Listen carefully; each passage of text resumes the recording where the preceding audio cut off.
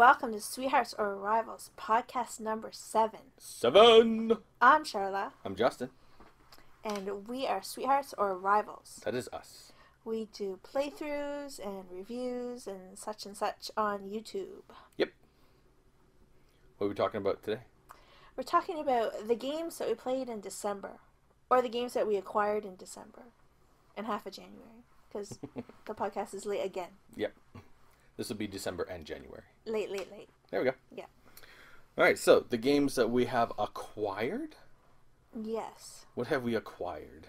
Well, we got Colt Express with the expansion. Excellent. And I can't remember the expansion's name. Stagecoaches and something. Yeah.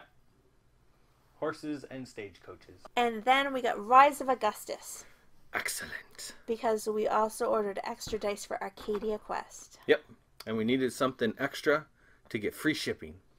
Why not Rise of Augustus? That's right. Because it's a good game. Right. We also got a plethora of expansions for many of our games, such as Chibis for Takinoko. We've got Ambition for Roll for the Galaxy. Mocha and Bakshish for Istanbul. And we got the one for Castles of Mad King Ludwig. Oh yeah, Secrets and something. of Castles. We haven't played that one yet. Not yet. That's the only thing we haven't played yet from Crazy. what we got. Spoiler. Also, watching Joel Eddy's drive-through reviews, he talked about a role-playing game that he played at BGG-Con called The End of the World, and it was a zombie apocalypse. Right. I'm not a fan of the zombie apocalypse all that much, but there is a version of that role-playing game called Wrath of the Gods. Right. So I wanted to pick that up. There's only one place to pick that up from. So, of course, in order to make sure that we got free shipping, we had to buy a couple more games. So what did we buy? We got Code Names. Yeah. And we got Gold West. Gold West. Which just, well, I saw it ages ago. Everyone was raving on about how good it was. You mentioned, oh, this Gold West, it's not that much. Let's watch a few reviews. Yep. We'll have to tell you if it met our expectations or not. There we go. We also got a Kickstarter in, which was Tricarion, Right. which I am currently delving into the rules as we speak. Well, I'm not actually, not while we're actually Not doing the the podcast. second, No. but it's the next rule book you're reading. Yep, Yeah. I'm reading that up quite a bit. So that was all our acquisitions. Yep. Should we talk about what came on our radar this month, or should we talk about what we played this month first? Let's talk about what we played. Cool. Okay. So what did we play? The game that we played most in the last month and a half had to be Arcadia Quest. Oh, yeah. We've played that game more times now than many of our games, like, in existence. In our collection. In our collection. We have definitely played Arcadia Quest a lot. Yeah. And it's still awesomely fun. I would have to say one of the reasons we played it the most, though, is we did a full playthrough Yep. of full campaign for our channel. Yes. And that entails 6 different scenarios. Yeah. Although it's quite funny because we'll do like a full playthrough of a game, and this was multiple playthroughs of the same game. And then sometimes after we're done like doing that full playthrough of a game for a channel, we're like, okay, that's good. Let's move on to a new game. No. We did a full campaign, multiple playthroughs of this game, and then like 2 days later, like played another campaign completely in like 2 days. Right. Like it was just we played this a lot. Yeah. I'd have to say the reason I like Arcadia Quest that much is because I become so attached to the characters. Yeah. And over the course of the campaign, and you get to build them up, they on their own develop their own little personalities. Yep. And you just want to play with them. Yeah, there's almost like a little meta game going on between the scenarios. Yeah, for me there definitely is. Yep. Yeah, and another reason I wanted to play it is because I found myself getting better at it. Like, I made quite a few mistakes on the first campaign we did, just tactically. Yeah. You know what I mean? Yep. Well, a few rules mistakes too, but that's different. But tactical errors, and I learned from those tactical errors, and I think I got to be a better player from it. Yeah, definitely. Yeah. Cool. Actually, one of the things we kind of forgot about our acquisitions that has to do with Arcadia Quest is over the last month and a half, we have ordered and received a whole lot of paints.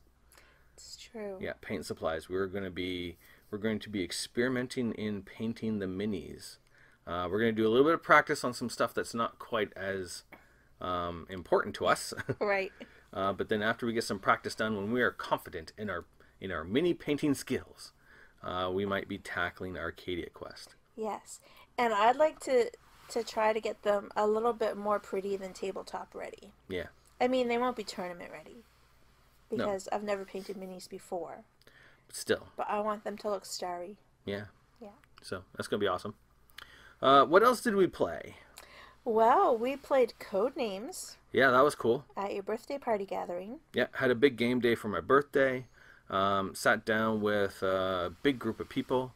Played Codenames several times, which was very interesting. That whole kind of like stunned look of I don't know what to ask or say that I experience whenever we play Spyfall. Yeah. That is a very, very tiny part of Codenames. And it's only for the two spy masters who have to think of a clue. Right. And I don't know why, but even when the spy masters have that kind of look of, what do I say, what do I say, what do I say, it's not nearly as bad as Spyfall. No, it's less uncomfortable. Yeah, I also find that you give one clue, and they didn't quite get it, but then you can start building off of your clues so that they add to each other for more information. Plus, if you pay attention to the other team's clues, you can bounce your clues off of them so that, okay, that's what they said, which means I got to say this so that they don't target their cards, that kind of thing. Right. Yeah. I really enjoy it. I actually enjoyed being the spy master. I enjoyed both sides. Yeah. Being the spy master and just guessing the clues. Yeah. Right now, sorry. No, go ahead. Yeah. Right now, I would say that between the two of them, Codenames and Spyfall, Codenames is by far the better game. Well, it's definitely a better fit for our group, that's for sure. Yeah. What else did we play? We played Colt Express, of course. Yep. Because we wanted to see what the expansion was like. And I have to say that Colt Express is way better with more than 2 players. Probably better with more than 3 players even. Yeah, it's not the best 2-player game. No. And the official 2-player variant is horrible. Well, it didn't work for us. You have 2 characters, and you take the 2 decks of cards for each, like the deck of cards for each character, and then you blend them together, take a bunch of cards out so it becomes one deck. Every round when you had a handful of cards, you don't have a handful of cards for one character. You have a handful of cards with certain things you can do with certain characters. And that's... It takes forever to get anything done. Yeah, it wasn't fun at all. Yeah, unless we misunderstood the variant. I don't know. It was sitting down with like 2 characters and just basically playing as if it was a 4-player game. And just kind of randomly drawing from the NPCs. Yeah, that worked better for us. It was kind of like our own house-ruled variant that simulated the chaos of a big player count. Multiplayer game. Yeah, a whole lot better than the official 2-player variant. Yeah. Yeah. Very disappointed in the 2-player experience. But when you got 6 people playing that game, that's fun. It's a fun game. Yeah. And I do like the Stagecoach expansion. Yeah, that's very neat. Yeah. With the horses and the hostages that give you a whole bunch of money, but then you've got some problems that you got to take care of. That's very cool. Yeah. Yeah, I like that a lot. Yeah, I want to play it a couple more times, but we'll definitely put it on the channel sometime soon. Oh, yeah. Yep. I've taken that out at the board game club that I run at the junior high, and the kids have absolutely loved it. The fact that you take the board out, and the board is a 3D train, and that their minds just like yeah. What? What else have we played? And one of the last ones we played was Gold West. Yes, Gold West. Which, I have to be honest, it didn't look very pretty, so I wasn't really expecting how much game is in that box. Yeah. There's a ton of game in that box. Yes, there is. And I find it's a very straightforward concept of a game, but there's so many tricky decisions in it that it just makes the game so awesome. Yeah. It's really that sweet medium weight kind of game with those really great decisions. Yep, absolutely. I agree. It scales really well. I really like the two-player experience of that game is just as good as as the multiple. 4. Yeah, Yeah. yeah, I really like that. And one thing that I love about the game is that it's got that thing where you can plan so many moves ahead and you're waiting to see if your opponent is going to wreck your plan. And you're just on pins and needles because you do kind of know like 2 or 3 moves ahead what you want to do. Yeah. And when you're waiting for your turn to come around, you're just sitting there like, is it going to happen? Am I going to get to do what I want to do? I don't know. Oh, they're taking so long. I mean, they're only taking 2 or 3 minutes maybe because it doesn't take a long time to do your turn. But when you know and your plan is so dependent on this, all these steps you have to do, Yeah. 2 or 3 minutes seems like an awfully long time to wait. Yeah. And that makes a great game. It's very good. I enjoy it quite a bit. We've played that several times Mm-hmm. already Yeah. and still enjoying it quite a lot. Yeah. So definitely kind of an underrated game. It came out and everyone was like, this is amazing, and then it just kind of disappeared Yeah. before we even took note of it. Right. And then I think it was on a couple of like lists for top game of the year or top 10. It was on a couple Something people's like that. lists. I'm not sure. Yeah. And that's what kind of brought it to our attention. And then we got it for a good price and got free shipping because of it. It always helps when you get them for a good price. Yeah. That means you can buy more games. That's right. Right. So yeah, awesome game. Really enjoy it. And I actually, it doesn't look like you say, like you looked at it and it didn't look very pretty. It is kind of an like it's not. It's not overly stylized. Yeah, but it when you actually look at the board and what stuff would have looked like back then in the Gold Rush type Yeah, stuff, it makes sense, and I actually like it a lot better now that I've played it. yeah. I mean, it does fit with the theme of the game, and if you're thinking about the olden days when that Gold Rush thing actually probably happened, yeah. I mean, it fits, but I like it. yeah.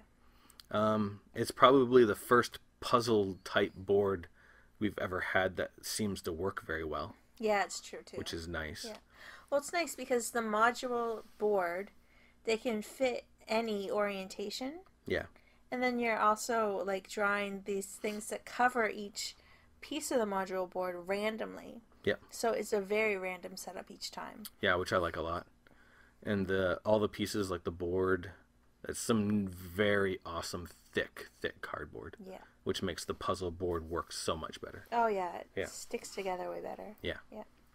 Cool. So that's the stuff we've been playing. Yep. Excellent. So it came on our radar in the last month and a half. Quite a few things, actually. Yeah. Which is normal for this time of year.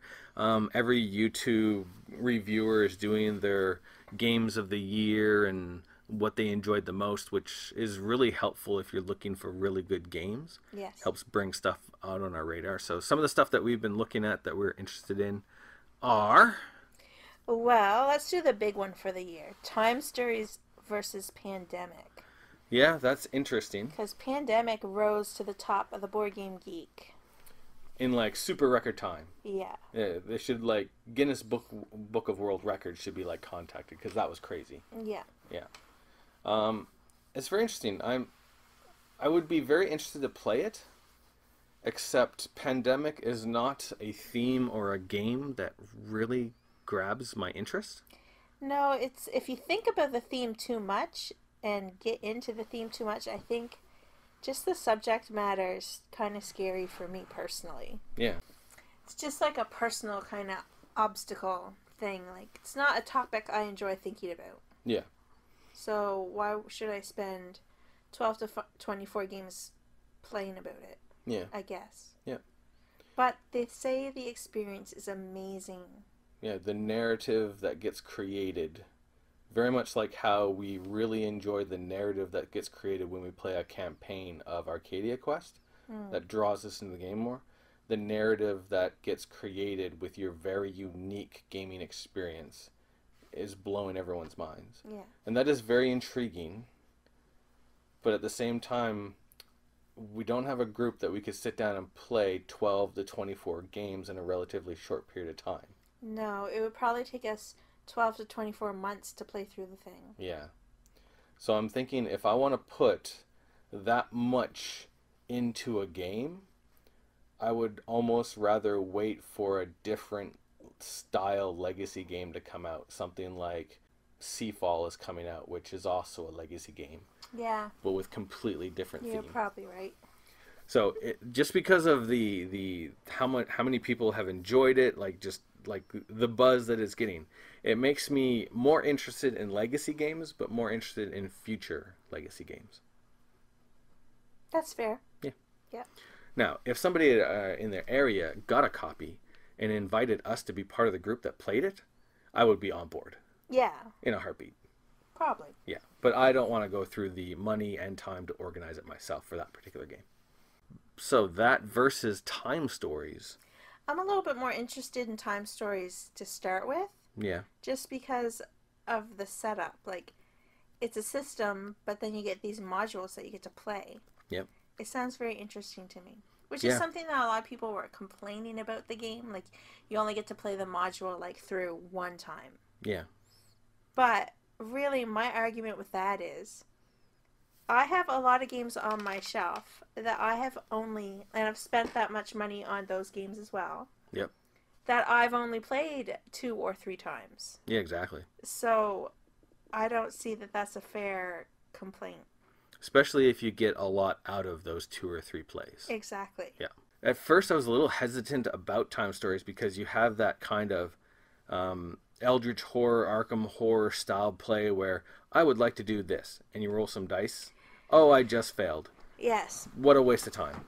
That really bothers me. But in Time Stories, when you fail, you can actually learn stuff from your failures as much as your successes. And then you're going to replay and know, I'm not going to do that because it was a complete bust last time. Right. Yeah. So that's interesting. But the only way to know if that's going to bug you or not is to play it. Yeah. Because you don't want to have that annoying Groundhog Day feeling playing the game. Yeah.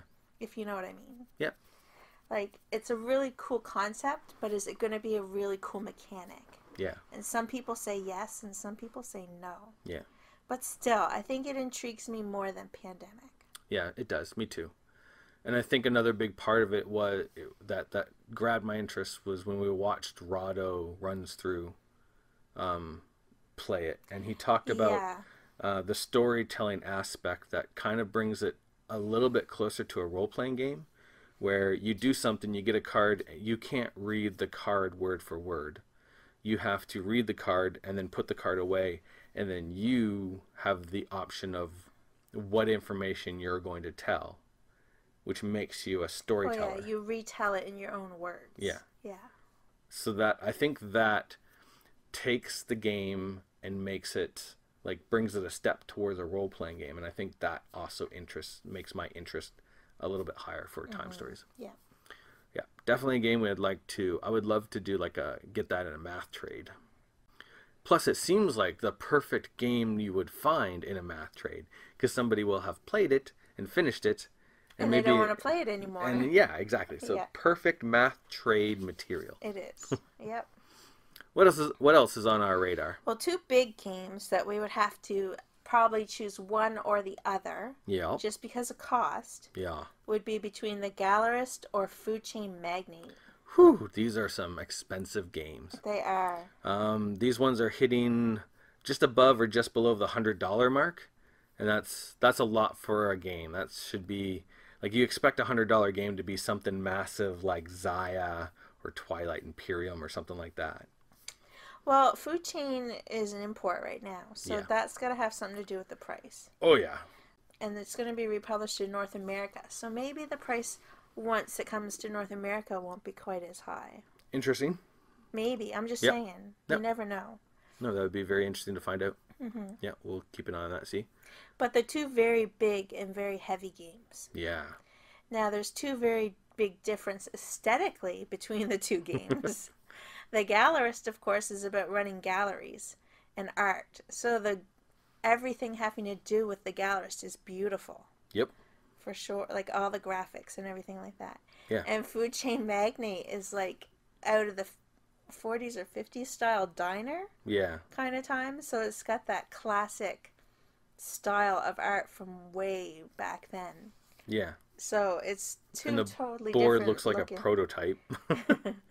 But it's supposed to look like that because it's Yeah, supposed to look like that era of game. yeah, Yeah. which is also very interesting. Yeah.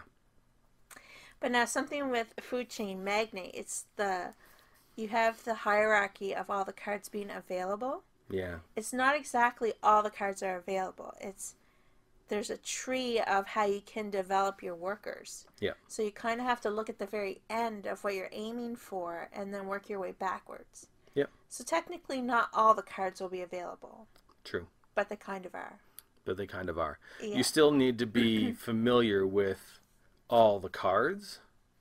And usually for us, a game that does that tends to not grab our interest as much. Just because it's a little more overwhelming. Yeah. And you have to invest more time. Yeah. We enjoy games more where the gameplay allows you to encounter and learn cards as you play, and the more you play it, the more you learn.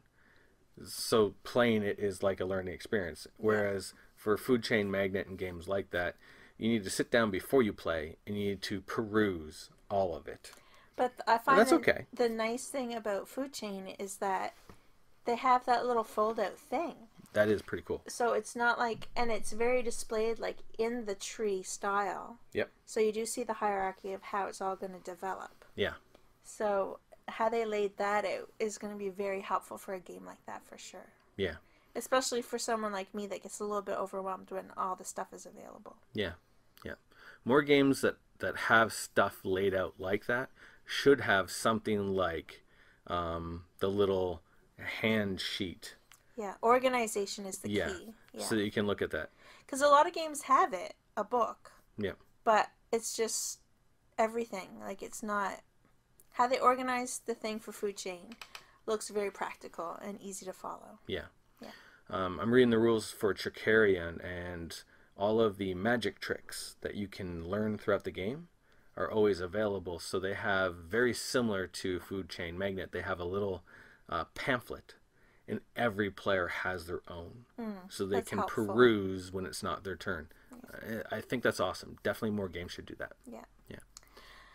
But the Gallerist is more of a worker placement kind of style game. So the Gallerist has my interest because it looks like there's all this stuff you can do, but on your turn, you're really only doing one or two little things. Like, there's a lot of options of what you could do with that one or two little things, but you're only really making one decision. Do that. Okay, I'm done. It's your turn. Right. Yeah. That intrigues me. Simple gameplay with a lot of complex interconnectivity, which I tend to enjoy a lot more. I bet people could make the same argument, though, for Food Chain. I don't know. Maybe.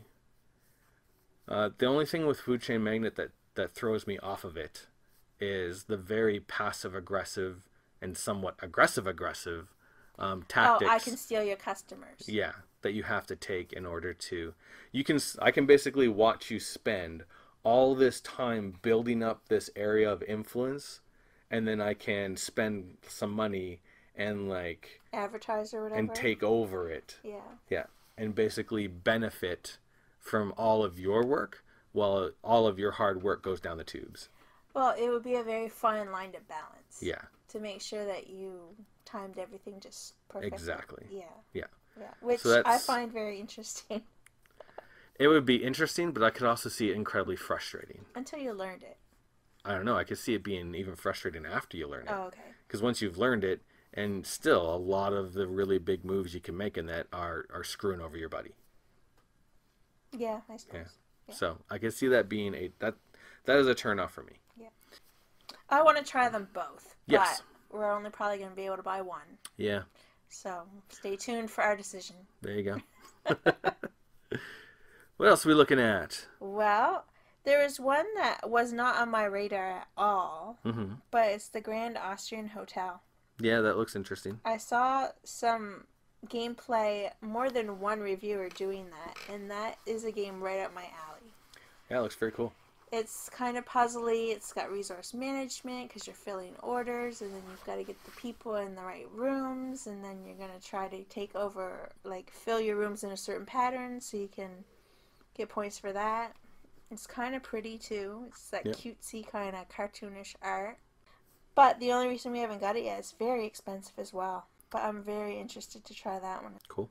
It's very high on my list of games I want to try. Nice. It is interesting. What's some of yours? One game that I am really looking forward to finding out more information about, because there's very little information right now, is Star Wars Rebellion. And the reason for that is that it looks like it is a 2 or 4 player only game. So basically it's 2 player only, or you have 4 players and there's 2 people on a team against 2 other people on a team. One person is the Rebellion, the other person is the Empire, and it reminds me of a video game that I used to play on the computer way, way, way back when I was in university.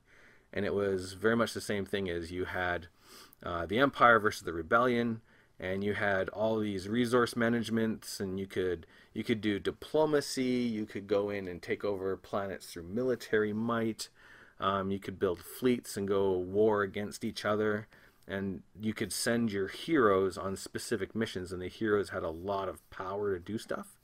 And I don't know if this is true or not, but it seems like they have taken that entire video game and created a board game that is supposed to emulate the video game almost in its entirety. Like, I get the exact same feel from the board game as what I used to play on the video game. Interesting. Yeah. I definitely this isn't really on my radar. No? No. It's not because I'm not a Star Wars fan, because I am definitely Yep. a Star Wars fan. Mm-hmm. I don't know, I just need more information. I haven't Yeah. got enough information, and I'm not excited about it. It looks like it could go, if it goes too much towards the area control war simulation style game, if it goes too much into that, then it loses me. But there's so many other things you can do that have absolutely nothing to do with war, that if it goes that way more, especially with all the heroes, then it has my interest. Is it like a tactical minis game? No. Well, that's a bonus. I liked Star Wars the X-Wing game. Yeah. But I played it a few times, and those few, like, I enjoyed the games I played. Yeah. But I had enough playing after I played those few games. Yep. No, it's not a tactical mini game. It's, if you can kind of picture it, like you sitting at one end of the table, me at the other end of the table, and between us is the galaxy, and say you're the Rebellion, I'm the Empire. So how are we going to like win against each other in taking over the galaxy? And then so I might send my Imperial fleets out to basically terrorize and bring order to all these planets. Meanwhile, you don't have a lot of that, so you could be sending heroes out in little diplomatic missions and spying and stuff like that. And then there's a lot of card play and stuff like that. Oh, we'll see. Yeah. More info is needed. Absolutely. Has my interest, definitely more info needed. Yeah. Yep. Anything else? Well, the Signore game looks super awesome cool. Yeah, that does look really cool. That might be an insta-buy for us. Yeah. We haven't really got a lot of games. I don't think we have any games that do dice drafting. Where really. You roll a bunch of dice and then you put all those dice kind of in an area, and then when it's your turn you get to pick one. And that is definitely a mechanism. Yeah, we don't have a ton like that. Yeah. It's a relatively new mechanism. And I know we've looked at games in the past and said that's intriguing, and then for some reason or other, we've decided not to go for it. But there's been a lot of games recently that have that as a mechanism. Well, it's kind of like that in the Grand Austrian Hotel game too. Yeah, they definitely use that there too. But just everything you can do with the dice drafting in Signore is very interesting. And I really like the engine building that you can do in Signore, where you can get these little helpers. So when you choose die and do an action in the future, the one on your player board. Yeah.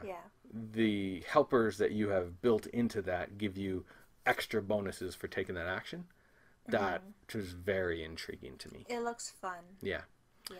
So yeah, Signore, when that comes out, and so far out of all the games we've mentioned so far in our, interest list, it's the cheapest one. It's only like around $50 or $60. Well, with our failing Canadian dollar, yeah, It's not helping us buy extra games, that's for sure. No. I have noticed over the last month, a lot of prices for a lot of games have started to rise. Yeah, and it's got to be our sad little exchange rate thing. Yeah. Yeah. So yeah, I would agree. That would definitely be...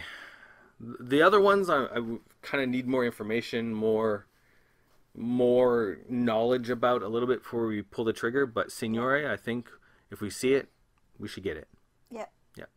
And then there's one more that we've already decided we are buying. We are just waiting for it to release. Right.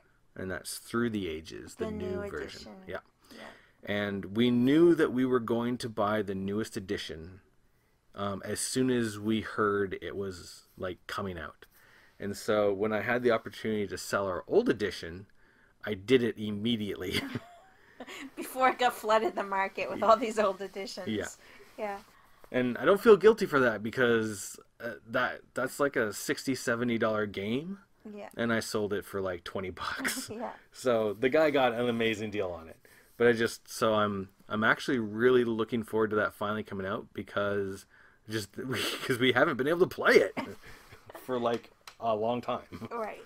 So plus just new balance to the cards, the artwork is updated. Oh yeah, because that game looked ugly, like just ugly. It was a sin. Amazing game that just looked horrible. Aww. And now all the Poor updated, Through the Ages. I know, all the new artwork, the components instead of the little tiny mint tab looking things that look like candy. Yeah, nice counters. Big chunky counters and cubes and stuff. Just yeah, it's going to be such a better experience playing it. And I miss playing that game because it was awesome. Mm-hmm. Yeah. So that's another one that's just going to be, it's out, we bought it. Right. Right on. So that is stuff we have acquired, stuff we've been playing, stuff we are looking forward to. Anything else we need to talk about on this podcast? Yeah, I guess the only thing is once we start painting our minis, we'll have to update people on our progress. Yeah. Yeah. Is it Instagram? Is that where all the pictures are? Yes, Instagram is the picture one. Yeah, I'm 40 now, so I don't know all this newfangled technology stuff. I'm old. We could probably post them on Pinterest too. Yeah, as we start painting minis, we'll have to post pictures and keep people up to date on how that experience goes. Right. Yeah. Well, maybe, I don't know. I was just going to say we'll even post our fails, but I don't know. Yeah. Depends on how ugly they look. Yeah, we'll see. Yeah. I don't think we're going to have many of those, if any at all. Probably not. No. We'll see. Yeah. Awesome. That's podcast number 7. That it is. Thanks for listening. We're Sweethearts or Rivals. We are indeed. You can find us on youtube.com/sweethearts or rivals. Yep. And then we have Twitters and Facebooks and Instagrams and Pinterest and all that fun stuff too. Crazy stuff. And we're on iTunes, which is hopefully where you're listening to this right now. We just got updated to iTunes, yeah. Yep. Cool. That's it. Thanks for listening. We'll talk at you later. Laters.